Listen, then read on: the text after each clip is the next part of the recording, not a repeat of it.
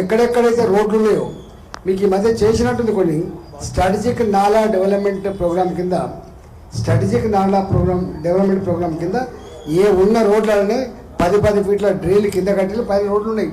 ఇవాళ ఒక్క సుక్క కూడా నీళ్లు ఆగకుండా ఇదే సరూర్ నగర్ చెరువు నీళ్ళు ఎన్ని వస్తాయో గన్ని నీళ్ళు పంపగలిగేటువంటి నాలాలు కట్టుకునే ప్రొవిజన్ ఉంటుంది.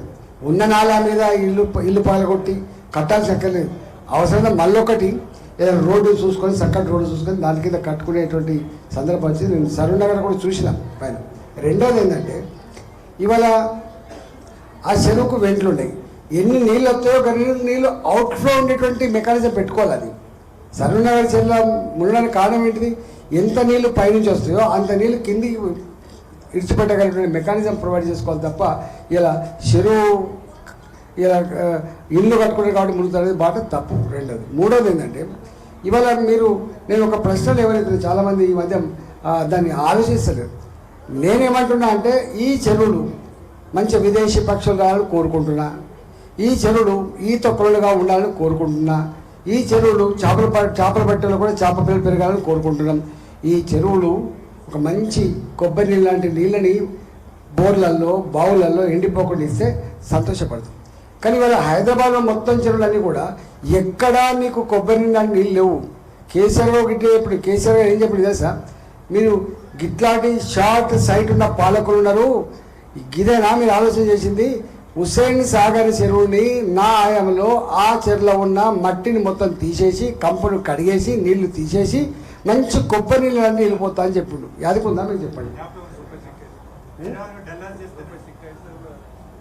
రూపాయి సిక్కేత కూడా కనబడుతుంది చెప్తాడు, వాడు యాడ్ చేస్తున్నాడు. అయిందానే కథ.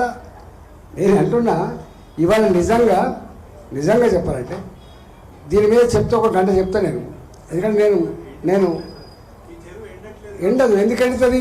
నువ్వు మొత్తం డ్రైనేజ్ నీళ్ళు అన్నీ ఇస్తారు ఇప్పుడు ఒకటి. అందుకని ఇక్కడనే పంచాయతీ వచ్చింది. అంతకుముందు చెరువు పారకం పారితే కింద పారకం ఉంటే చెరువు నీళ్లు రీసీడ్ అవుతూ ఉంటాయి. పారకమే లేదా, ఇంకా నీళ్ళు ఎట్లా పోతే ఎవ్రీ డే నీ డ్రైనేజ్ వాటర్ వస్తూనే ఉండే. ఇవాళ చెరువులు పక్షులకు నీళ్ళు కాలే, చేపలకు నీళ్ళు కాలే, మంచి తాగే నీళ్ళు ఇవ్వట్లే. చెరువు దుర్గంధాన్ని పంచుతున్నాయి. చెరువు ఈగలకు, దోమలకు, కంప వాసనకు. ఇలా చుట్టుపక్కల వాటర్ బాడీస్ పక్కపడి ఉంటే ఆరోగ్యవంతంగా ఉంటామని చెప్పి భావించిండ్రో ఇవాళ వాటర్ బాడీస్ పక్కపడి ఉంటే వాళ్ళకు శని దాపరించింది. ఇవాళ మొట్టమొదటి చేయాల్సింది ఏంటంటే నంబర్ 1, ఏ చెరువు అయితే నీళ్లు కిందికి పంపుతో గన్ని నీళ్లు క్యారీ చేసేటువంటి కాలువలు కట్టాలి ఫస్ట్. అది రోడ్ల కింద కట్టవచ్చు, మనం చూస్తలేమా? మళ్ళీ 100 టన్నుల లారీలు పోయేంత సిమెంట్ రోడ్ కూడా వేయచ్చు, అది ఇష్యూ కాదు. రెండోది ఏం చేయాలి?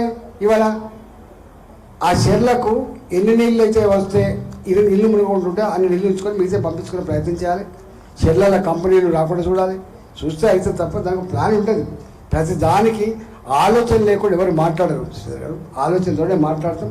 డెఫినెట్గా నిన్న మొన్న ముఖ్యమంత్రి గారు చూసిన రాజేంద్ర గారితో కూడా మాట్లాడాలి. ఇప్పుడు గవర్నమెంట్ అంటే కేవలం అధికార పార్టీ కాదు, ప్రతిపక్షం అధికార పక్షం కలిస్తేనే గవర్నమెంట్ అవుతుంది. ఇట్లాంటి వాటిపై సమగ్రమైన చర్చ జరగాలి. అంతిమంగా ఏం కావాలి? ప్రజలకు మంచి కావాలి, మునుగకుండా ఉండాలి, కంపు లేకుండా ఉండాలి, మంచి వాతావరణం ఉండాలి అని ఎవరైనా కోరుకుంటారు. కాబట్టి డెఫినెట్గా మీకు మీ సమస్యలు ఏమైనా ఉంటే పిఎండి కాలనీకి మా వంతుగా తప్పకుండా ప్రయత్నం చేస్తాం.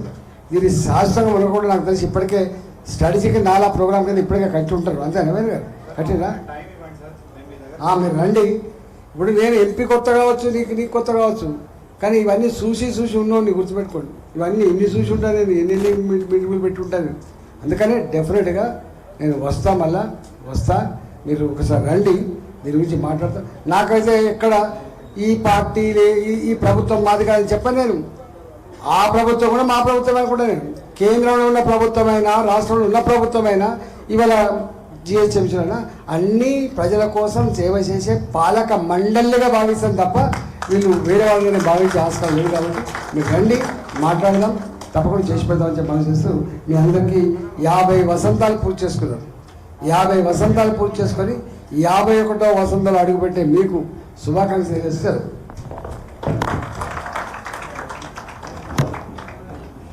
ధన్యవాదాలు సార్.